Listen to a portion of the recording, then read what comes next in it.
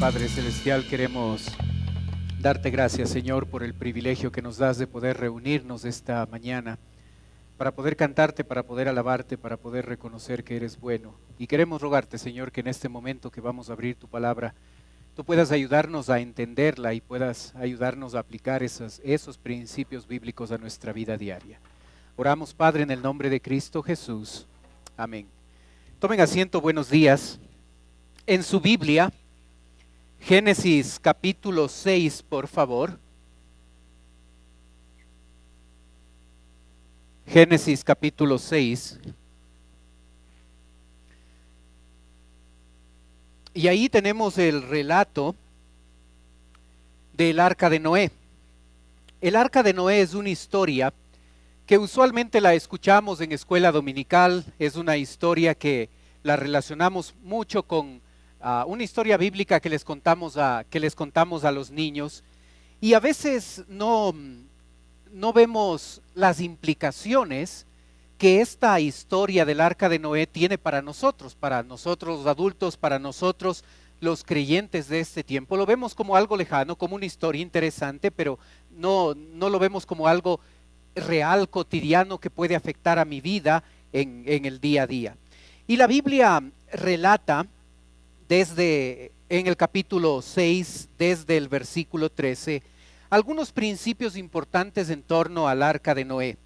Empezando en el versículo 13, nosotros observamos que Dios juzgó al mundo. Versículo 13 dice: dijo pues Dios a Noé: he decidido el fin de todo ser, porque la tierra está llena de violencia a causa de ellos, y he aquí que yo los destruiré con la tierra. ¿Sabe? Un detalle importante es el hecho de que Dios es un Dios justo. Dios aquí está juzgando al planeta por el pecado que ha cometido. Dice que va a traer un diluvio de aguas porque la tierra está llena de violencia, así es que Dios va a destruir la tierra a través del diluvio. Nosotros llegamos a pensar, a enfatizar tanto el hecho de que Dios es un Dios de amor, de misericordia, de gracia, de bondad, y sí lo es, pero nos olvidamos a veces de recordar que Dios es todo eso, pero también es un Dios justo, un Dios santo. Su santidad, la justicia de Dios, hace que Él reaccione de manera activa, castigando el pecado del hombre. Dios castigó al mundo de ese tiempo porque habían pecado. Así es que nosotros debemos saber que cuando nosotros pecamos, Dios sí nos muestra su amor, misericordia, gracia y todo lo demás, pero Dios no va a pasar por alto nuestro pecado.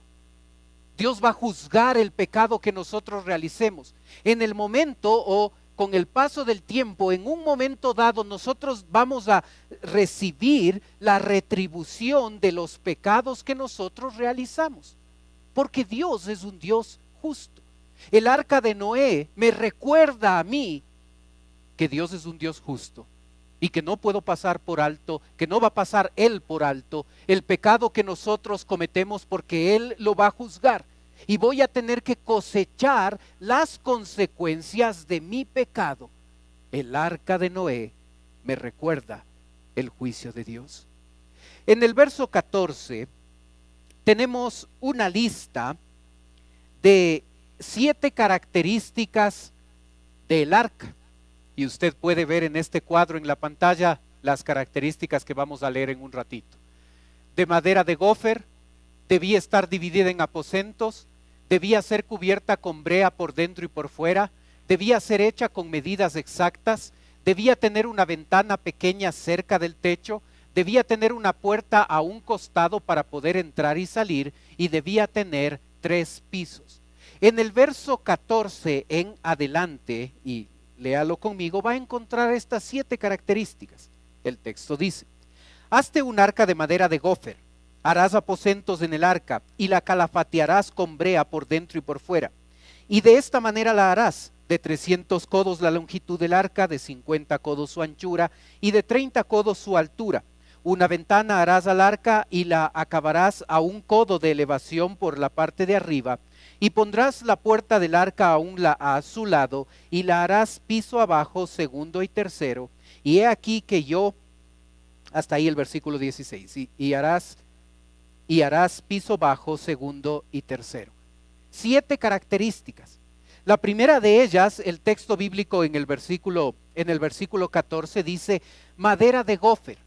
Los estudiosos de la Biblia no han podido identificar exactamente qué tipo de madera es la que se utilizó para construir el arca. Algunos dicen que con el diluvio esa madera llegó a perderse, esa especie de árboles llegó a perderse y no tenemos ahora una madera de ese tipo. Tenemos un dato arqueológico que nos ayuda un poquito.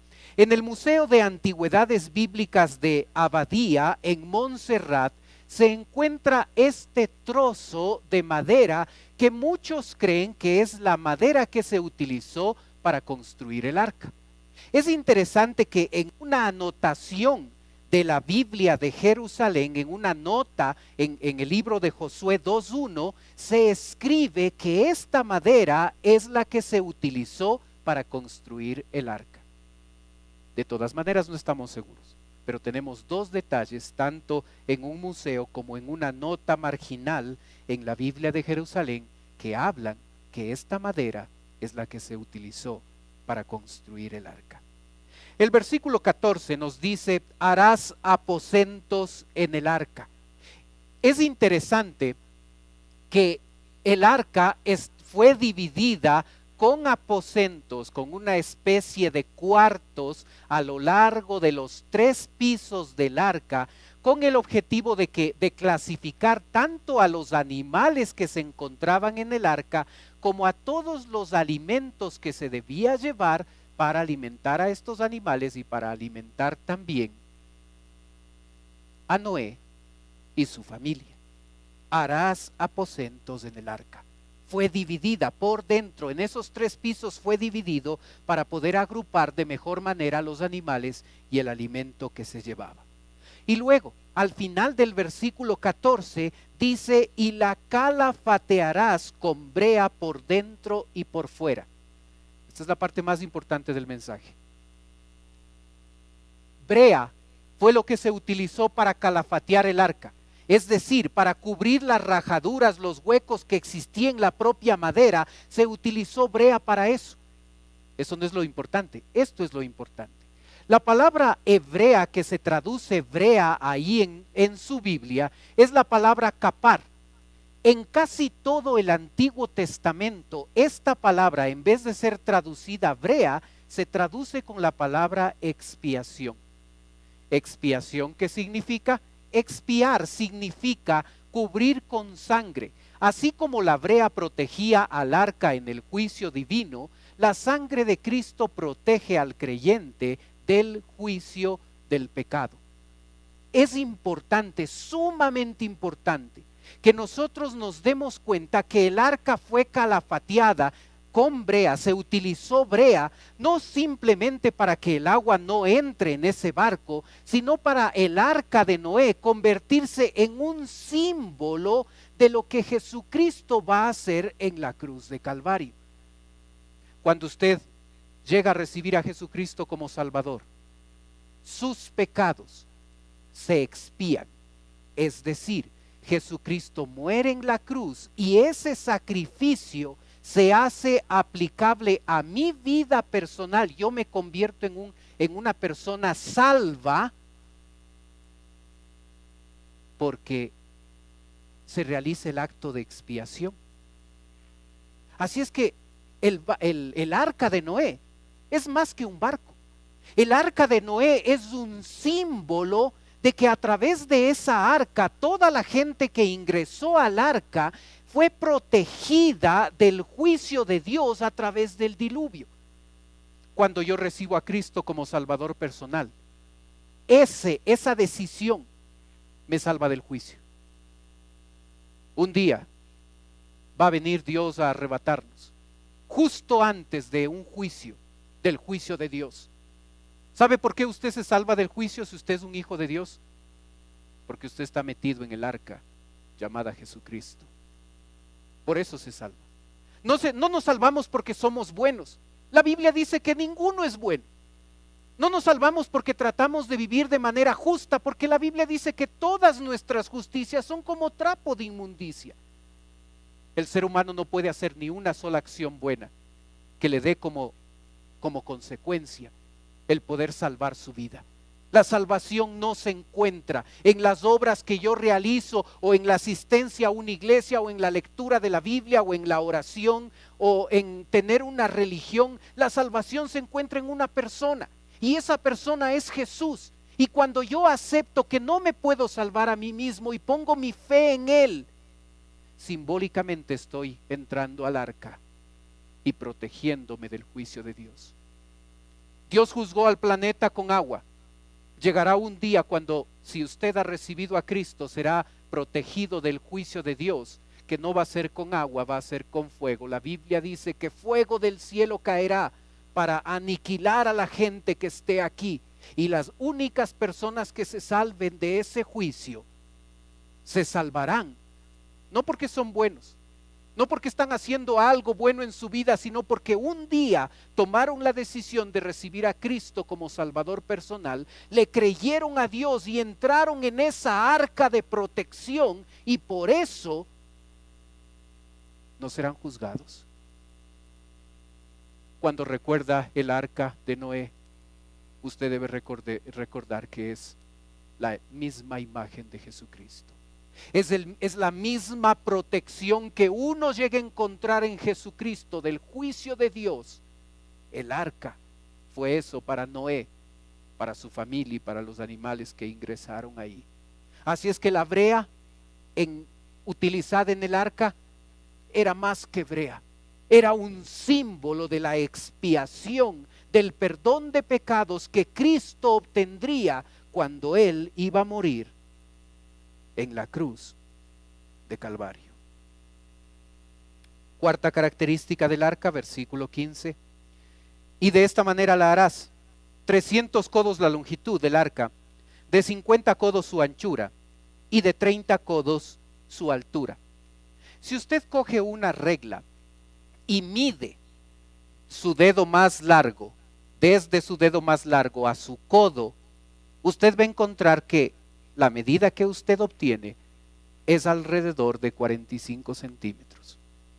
Cuando la Biblia habla de codo, está hablando de esa medida que se utilizaba en ese tiempo. De hecho, había dos medidas que se utilizaban para referirse codo: 45 centímetros o 52 centímetros.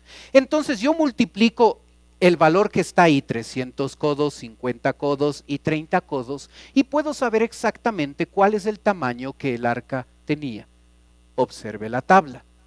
300 codos su largo, 300 por 0.45 metros o 45 centímetros, da lo mismo. 300 por 45, 137 metros. El ancho, 50 codos por 45 centímetros, 23 metros. El alto, 30 codos por 45 centímetros, 14 metros. Estas son las dimensiones que tenía el arca. Obsérvela en la gráfica. El largo, 133 metros. El ancho, 23 metros. El alto, 14 metros. Con estas medidas usted puede calcular el volumen del arca.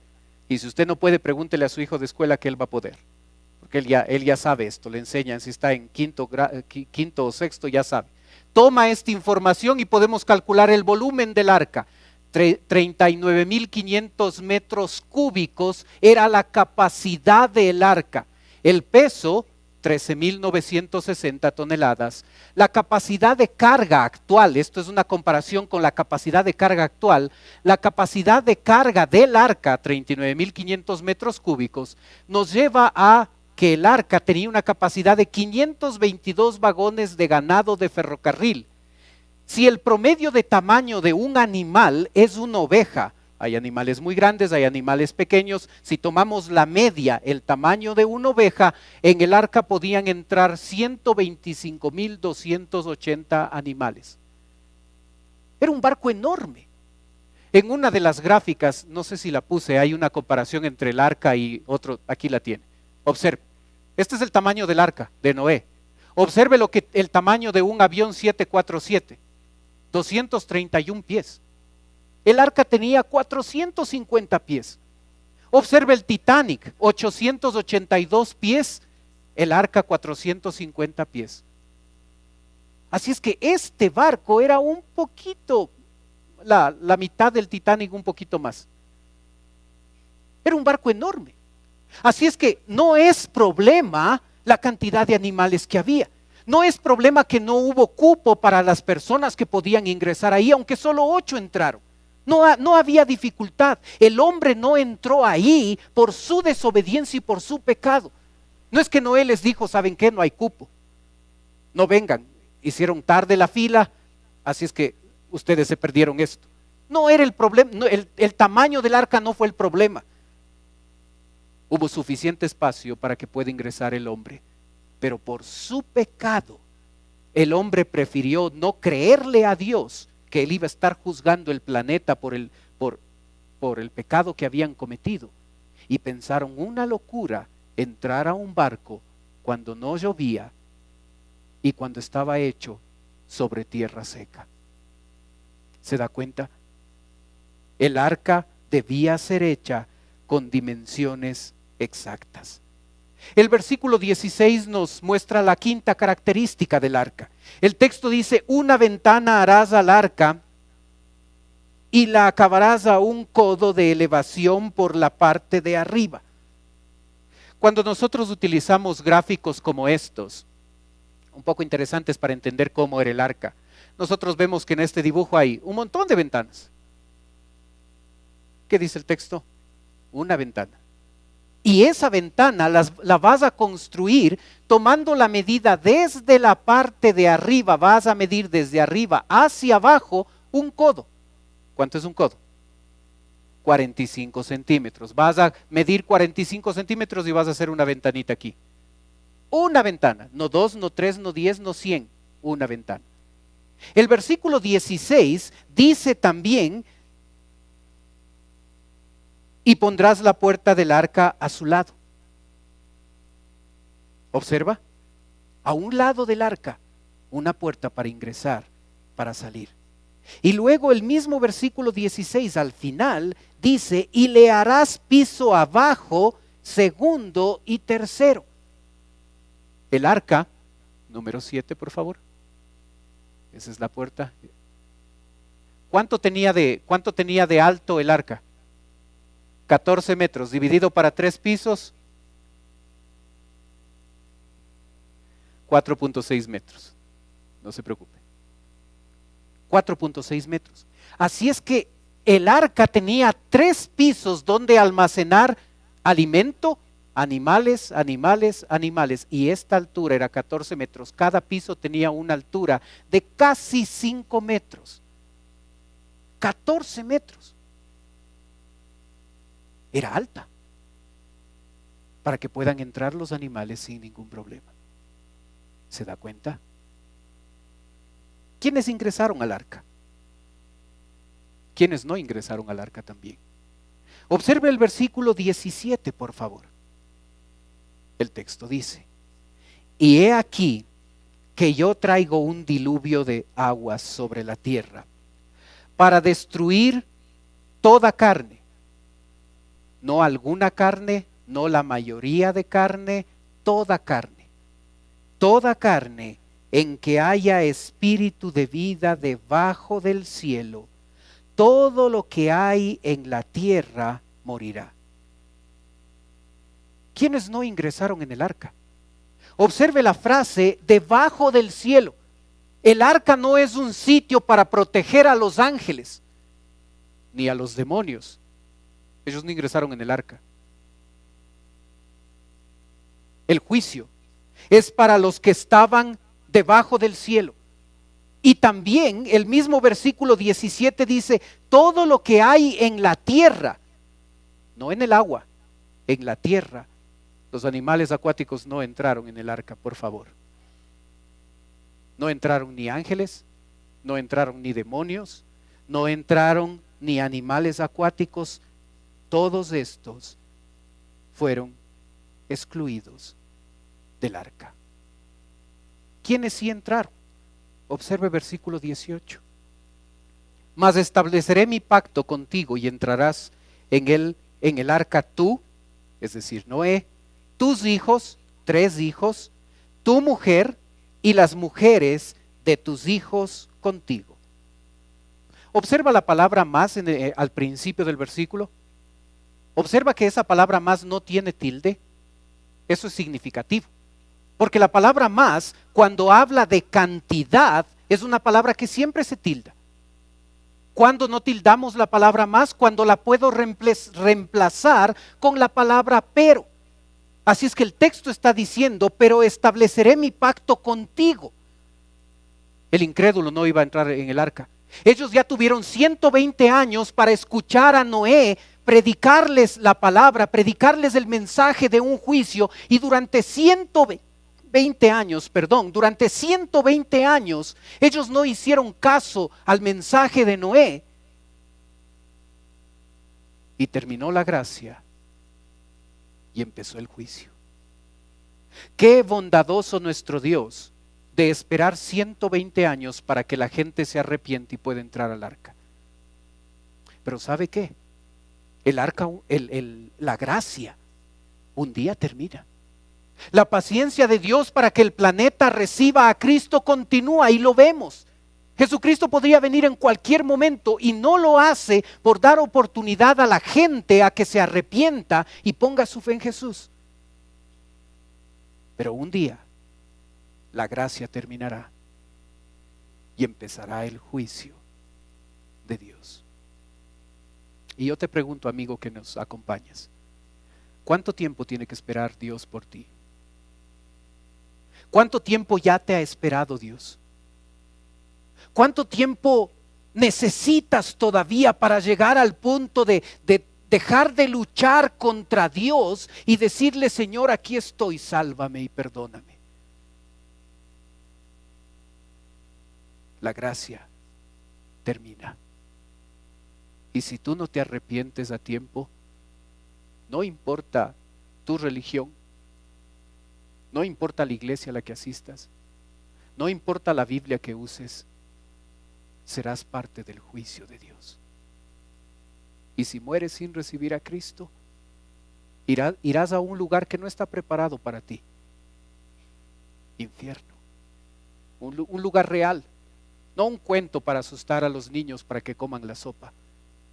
De las 12 veces que la palabra infierno aparece en la Biblia, 10 de esas 12 fueron enseñanzas directas de Jesucristo a la gente.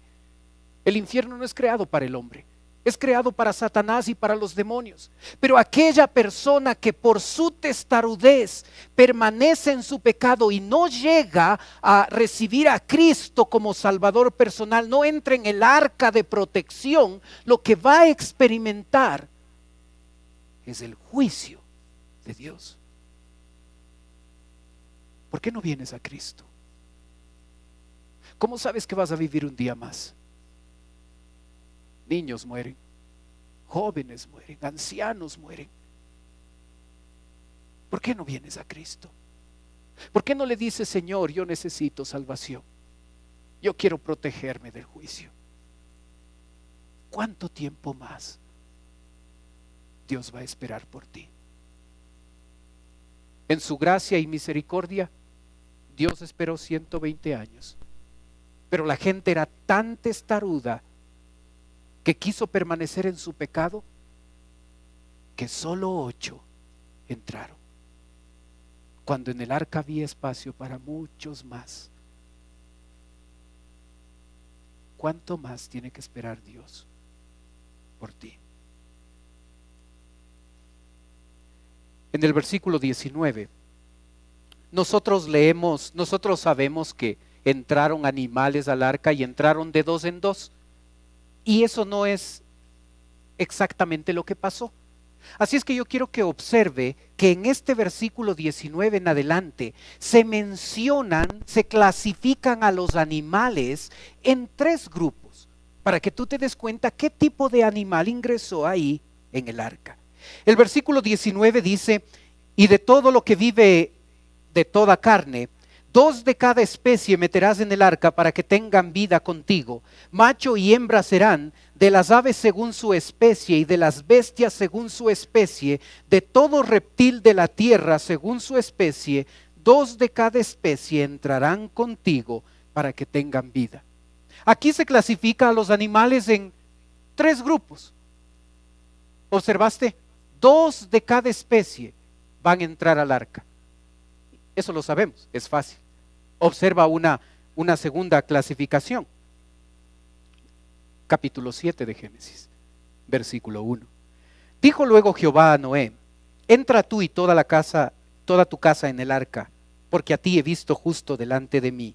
En esta generación de todo animal limpio tomarás 7 parejas, macho y su hembra, mas de los animales que no son limpios, una pareja, el macho y su hembra, también de las aves de los cielos, 7 parejas, macho y hembra, para conservar viva la especie sobre la faz de la tierra.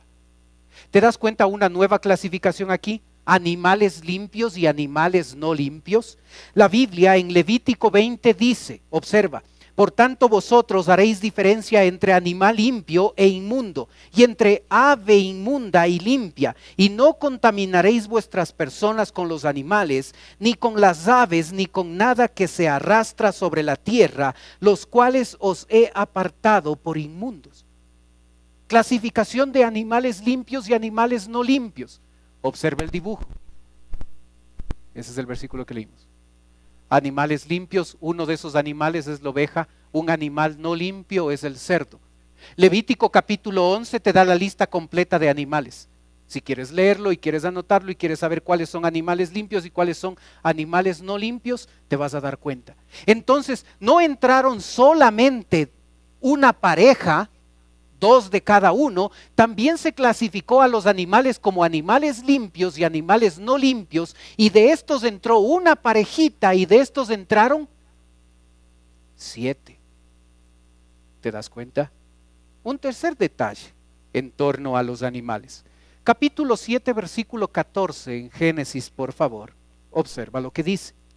Ellos y todos los animales silvestres, primera clasificación, según sus especies, y todos los animales domesticados, segunda clasificación, según sus especies, y todo reptil, tercera clasificación, que se arrastra sobre la tierra según su especie, y toda ave según su especie, y todo pájaro de toda especie. 5 grupos de animales. Y aquí los tienes: animales silvestres o animales salvajes, animales domésticos, perro, gato, reptiles, tortuga, aves y pájaros. ¿Cuál es la diferencia entre aves y pájaros? Ave es el término general para agrupar a todas las aves. Los pájaros son una clasificación pequeña dentro de esta clasificación grande y general de las aves. Yo no sabía eso, cuando vi esa diferencia me puse abrí el libro de biología para entender la diferencia entre aves y pájaros, porque yo pensaba que no había ninguna diferencia. Pero sí hay una diferencia. Los pájaros es una clasificación pequeña dentro de las aves. Y todos estos entraron: animales salvajes, animales domésticos. Se nota, si hay animales domésticos es porque la gente ya había domesticado a esos animales. Reptiles, aves y pájaros. Todos ellos entraron al arca. ¿Te das cuenta? Un detalle interesante, una pregunta que a veces nos llegan a hacer y no tenemos respuesta. ¿Los dinosaurios entraron en el arca? Pastor, un dinosaurio. Observa la foto de tamaño real del dinosaurio comparado con una persona. Pastor, ¿cómo este animalote va a entrar en el arca? Solo 14 metros tenía de altura. ¿Cómo van a entrar todos los dinosaurios al arca? ¿Sabes un detalle interesante? Esta es una foto de un huevo, del huevo de la gallina, del huevo del avestruz y del huevo de un dinosaurio. Este animal grandísimo, gigantesco, nació de un huevo que medía 20 centímetros. ¿Es posible que el dinosaurio entrara en el arca? Por supuesto que sí. Noé no tenía que coger a este grandotote, tenía que coger a un recién nacido pequeñito y meterlo en el arca. Iba a ocupar menos espacio que una oveja. ¿Es posible que un dinosaurio haya entrado en el arca? Sí es posible. Por supuesto que sí. Si entiendo esto y puedo dar una respuesta racional, científica, correcta a aquel que quiere dudar de la palabra de Dios, y puedo mostrarle que sí es posible que un dinosaurio entrara en el arca. ¿Sabes un detalle interesante? El versículo, capítulo 6, versículo 20 dice, todo reptil de la tierra. No dice algunos reptiles, no dice la mayoría de reptiles, dice todo reptil. ¿A qué especie pertenece el dinosaurio? Es un reptil. Y Dios dice, todo reptil de la tierra. Yo creo que los dinosaurios entraron al arca y su tamaño no fue un problema. Eran pequeñitos, cabían en la palma de tu mano, un chiquito de 20 centímetros. Podían entrar. Versículo 21, por favor. Antes de eso, perdón. Ponga la gráfica del gatito, por favor. Observas que repetidamente el texto bíblico, cuando habla de los animales, dice bestias según su especie, aves según su especie, reptiles según su especie. Se utiliza la palabra especie, no se utiliza la palabra familia. ¿Cuál es la diferencia? De esta especie, una sola especie, pueden salir un montón de gato siamés, gato persa, gato bengalí. Así es que Noé no fue atrás de todos los tipos de gatos que existían en ese momento para meterles en el arca. Noé tuvo que meter a una sola pareja de la especie, y con el paso de tiempo esta especie iba a producir todas estas diferencias. Para aquellos, esto te ayuda mucho para explicar a personas que llegan a creer el arca no era suficientemente grande para meter a todos los animales que existen. No metieron a todas las familias, metieron a la especie. Y cuidando la especie, esta podía producir todas las diferencias que existen dentro de la especie, todas las familias que existen. ¿Te das cuenta? Lo mismo pasó con el ser humano. Solo Noé, su esposa y su familia entró. ¿De dónde salieron los asiáticos? ¿De dónde salieron la gente negra? ¿De dónde salió la gente blanca? ¿De dónde salieron los mestizos? Yo tenía que meter solo una especie, y las características particulares dentro de la especie se van desarrollando de diferentes maneras. ¿Te das cuenta? Solo entró la especie. Y cuando entró la especie llamada ser humano, esta especie produjo los blancos, los negros, los mestizos, los amarillos, los asiáticos y toda esa clasificación. ¿Te das cuenta? No entraron todas las familias. No entró la persona negra, la persona blanca, la persona mestiza. Yo tenía que cuidar la especie y metía una parejita y listo. Lo demás son cambios que se van dando por diferentes circunstancias, por diferentes cosas. Vamos a hablar un poco de razas y de todo eso, porque es una de las preguntas que tratan de utilizar para negar la palabra de Dios, pero no lo vamos a hacer ahora. Tenemos algunos estudios en torno al diluvio, en torno a las razas en Génesis 11, vamos a hablar de ese tema. Pero te doy un adelanto. Versículo 21, obsérvalo. Número 3, el alimento en el arca de Noé, versículo 21. Y toma contigo de todo alimento que se come y almacénalo, y servirá de sustento para ti y para ellos. ¿Cuánto alimento metieron en el arca? Para contestar esa pregunta necesitas responder otra. ¿Cuánto tiempo Noé permaneció en el arca? ¿Cuánto tiempo? Si dices 40 días y 40 noches, tienes 0. Ese tiempo fue el tiempo que duró el diluvio. Noé estuvo en el arca 1 año 17 días. Lo vamos a estudiar el domingo próximo. La Biblia nos da fechas, vamos a leer las fechas y vamos a ver que es 1 año 17 días que Noé estuvo ahí. El diluvio duró 40 días, 40 noches, pero hubo tal cantidad de agua que para que esa agua llegue a bajar y otra vez el hombre pueda vivir en la tierra que conocemos, tuvieron que esperar muchísimo. Este es un argumento súper importante porque algunos creen no fue un diluvio general, fue un diluvio local, hubo poquita agua nomás. Hubo tal cantidad de agua que se necesitó 1 año 17 días para que Noé pueda salir del arca. Así es que el alimento que ellos tuvieron que subir al arca para alimentar a todos esos animales y a toda la familia de Noé era tremendamente grande. ¿Entiendes por qué el tamaño del arca? ¿Entiendes por qué algo tan grande? Porque ellos iban a permanecer más de 1 año en ese sitio. Y necesitaban todos los insumos que se requería para que ellos vivan ahí. Hermano, hay que leer la Biblia con mucho cuidado porque hay cosas que yo sé que después de tiempo ni siquiera lo sabíamos, ni siquiera teníamos idea de todas estas implicaciones, pero están escritas ahí. Versículo 22, cuarto principio. Y lo hizo así Noé, hizo conforme a todo lo que Dios le mandó. ¿Observas la palabra todo? ¿Observas la obediencia total de Noé? El día de ayer estuve con mis padres viendo televisión ahí en casa. Y una de las cosas que sucedió ahí es que yo le dije a mi hijo algo. Y él cuestionó. No, pero papá, esto es así. Ya cuando las visitas se fueron, yo me reuní con mi hijo. Ian, ¿cuál es tu responsabilidad principal? Obedecer, papá. ¿Y si estás en desacuerdo? Obedecer. ¿Y si no te parece lo que el papá dice?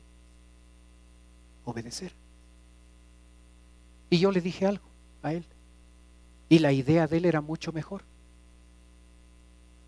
Pero mi idea, que no era la mejor, él debía obedecer. Obedecer. Es un principio en la vida de una persona que te servirá hasta que te mueras. Y si eres una persona que cuestiona, que Dios dice algo, pero es que eso es anticuado. Es que eso no estoy de acuerdo. Es que eso no me parece racional, es que eso no me parece lógico, es que eso no me parece aplicable en este tiempo. No se nos llama a nosotros a cuestionar las órdenes de Dios. Debemos llegar a tener un corazón dispuesto para hacer todo lo que Dios dice. Nos guste o no nos guste, estemos de acuerdo o no estemos de acuerdo, nos parezca bien o nos parezca mal, parezca lógico o parezca algo loco, nuestra responsabilidad como hijos de Dios es obedecer en todo lo que Dios dice.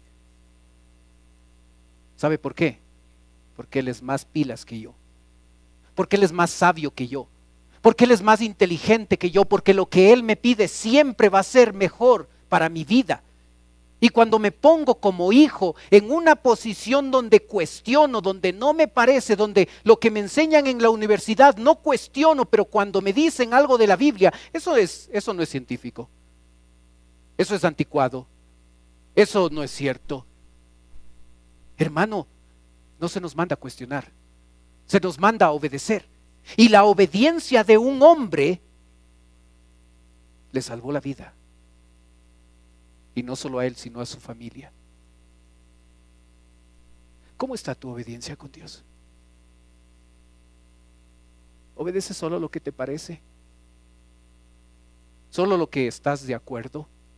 ¿Tomas la Biblia, la lees y esto es anticuado? Esta parte no me conviene. ¿Sabes qué hizo la diferencia con Noé? Obedeció en todo lo que Dios le había dicho. ¿Era ilógico construir un barco en tierra seca? Sí, era ilógico. ¿Era lógico invertir 120 años de mi vida y de mi familia en la construcción de un barco? ¿Era lógico esperar que llueva cuando nunca había llovido? ¿Recuerdas lo que aprendimos hace 15 días? La primera vez que llovió en el planeta fue en el diluvio. ¿Era lógico esperar una lluvia que ni siquiera sabía cómo era ni conocía? No importa qué es lógico y qué no. Si Dios dice, esa es razón suficiente para obedecer. ¿Y cuántos problemas nos evitaríamos tú y yo si aprenderíamos a ser obedientes sin cuestionar? Así es que yo estoy luchando ahora con mi preadolescente. No cuestiones, obedece. Si no es lógico, no importa. Tu papel no es determinar qué es lógico, qué está bien, qué está mal. Esa es mi responsabilidad. Si papá dice algo, tú obedeces. Esa es tu responsabilidad. Si no te parece, está bien. Tienes tu opinión. Tu responsabilidad es obedecer.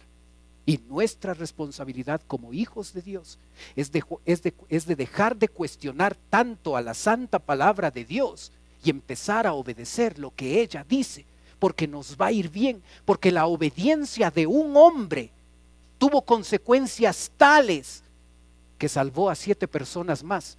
Y la desobediencia de ese montón de gente que se quedó afuera del arca tuvo consecuencias tales que les mató. Así es que la obediencia no solo te afecta a ti, hermano. Tu obediencia va a beneficiar a otros que están a tu alrededor. Y tu desobediencia también va a afectar a otros que están a tu alrededor. Así es que necesitamos darnos cuenta que a veces nosotros, por nuestra desobediencia, somos responsables no solo de las cosas personales que nos pasa, sino las cosas que pasa a nuestra familia cristiana. Porque no estoy haciendo lo que Dios quiere. Porque si desobedezco, no solo asumo la consecuencia yo, otros van a ser afectados. ¿Se da cuenta? Obedecer. Y porque un hombre, Noé, obedeció, 7 personas, 8 personas, incluido él, se salvaron. El arca de Noé es más que una historia que contamos a los niños en escuela dominical. El arca de Noé es un símbolo que nos recuerda a nosotros que no vamos a experimentar el juicio de Dios que nos merecemos, porque esa arca es el lugar de protección. ¿Has entrado en el arca? ¿Estás protegido? Si viene Dios en este momento y se acaba tu vida hoy, ¿estás seguro que partes al cielo? Si has recibido a Cristo, tienes seguridad. Si no lo has hecho, no. El arca es el sitio de protección y bendición de Dios. Y cada vez que recuerdes el arca, sería bueno tener un tiempo en el que le agradeces a Dios, porque esa arca llamada Jesucristo es el que evita realmente que nosotros seamos juzgados. Y si no has entrado todavía en esa arca, yo te invito a que hoy puedas hacerlo. Oremos.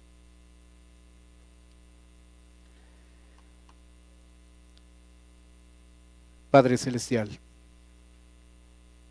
qué bendición, Señor, poder estudiar tu palabra. Cada vez que lo hacemos entendemos mejor lo que ella nos dice y las implicaciones que ésta tiene para nuestra vida. Te agradecemos porque un día pusimos nuestra fe en ti y nuestros pecados fueron expiados, fueron cubiertos con brea. Y te damos gracias porque nos merecemos el juicio, porque no hay uno bueno, pero fue por tu gracia, por aceptar tu plan, que un día invitamos a Jesús y nuestra vida está protegida. Y no importa el juicio venidero, por tu gracia nosotros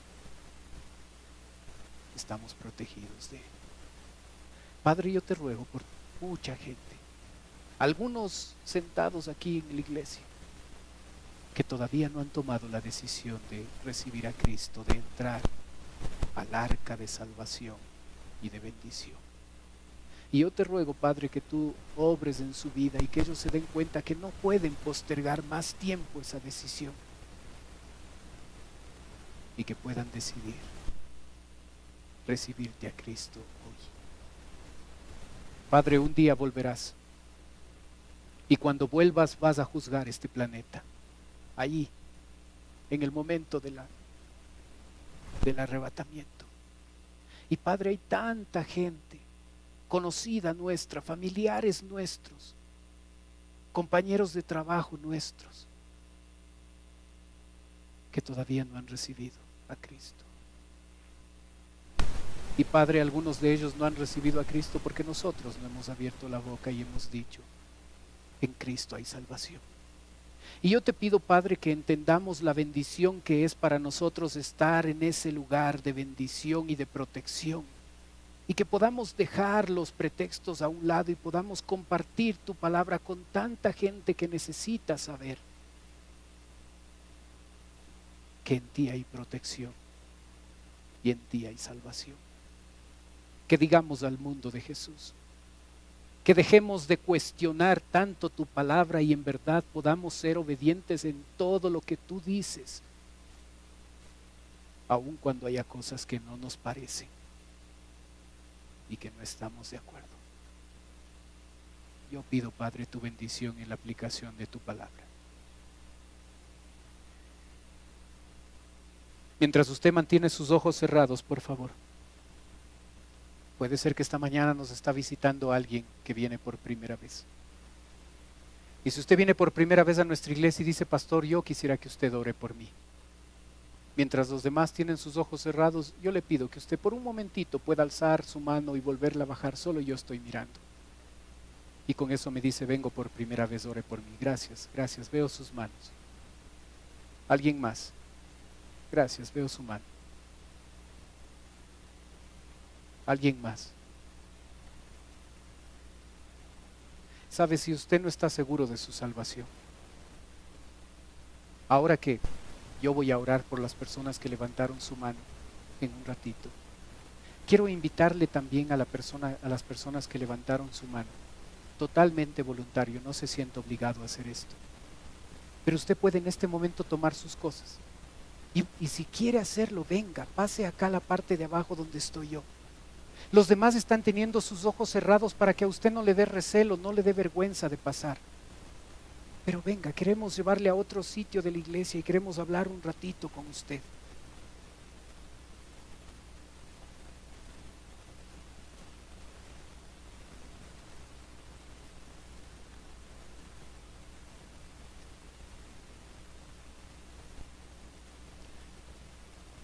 Si usted tiene dudas, si usted no viene la primera vez, ha venido varias veces a nuestra iglesia y realmente usted dice, yo nunca he puesto mi fe en Cristo. Si usted no está seguro dónde va si muere hoy, si usted no está seguro que ha entrado en esa arca de protección, de salvación, ahora puede pasar. Los demás siguen teniendo sus ojos cerrados. Si usted no está seguro de su futuro eterno, venga, permítanos compartirle la palabra y mostrarle cómo usted puede salir hoy con esa seguridad.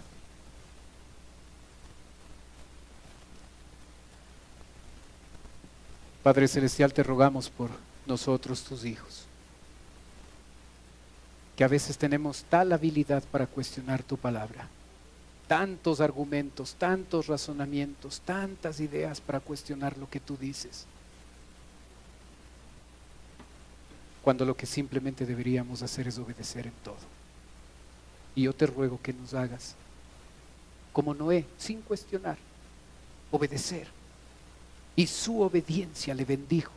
Su obediencia,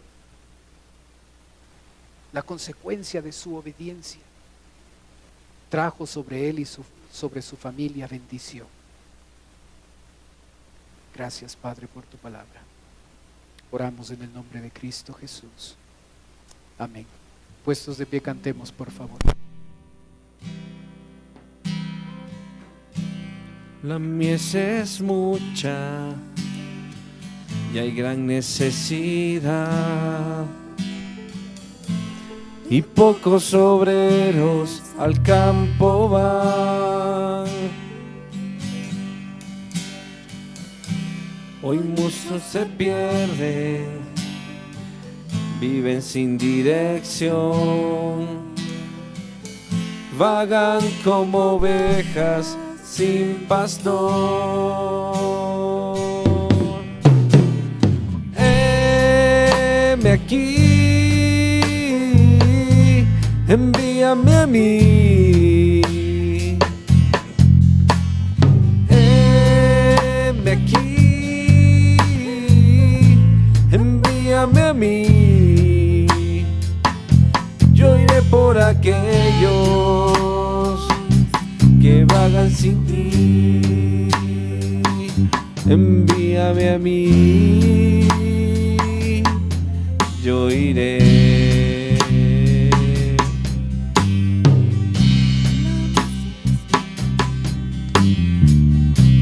La mies es mucha y hay gran necesidad, y pocos obreros al campo van.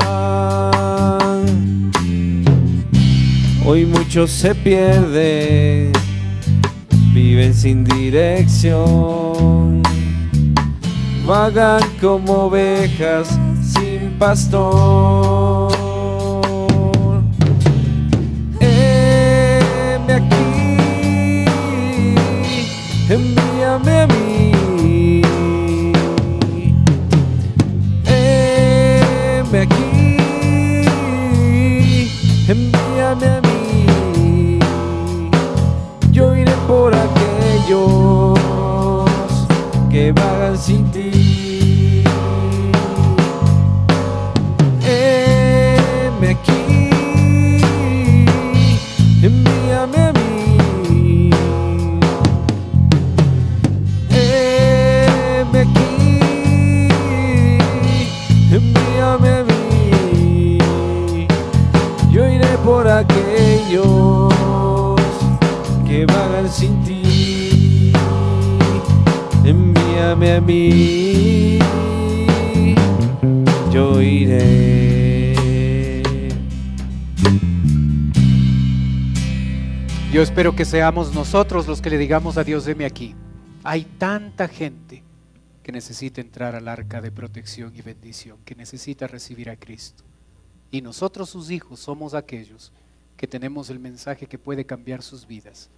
Así es que yo espero que no solo sea un cántico, sino su decisión de decirle al Señor: aquí estoy, yo voy a compartir el Evangelio en el lugar donde estoy. Amén.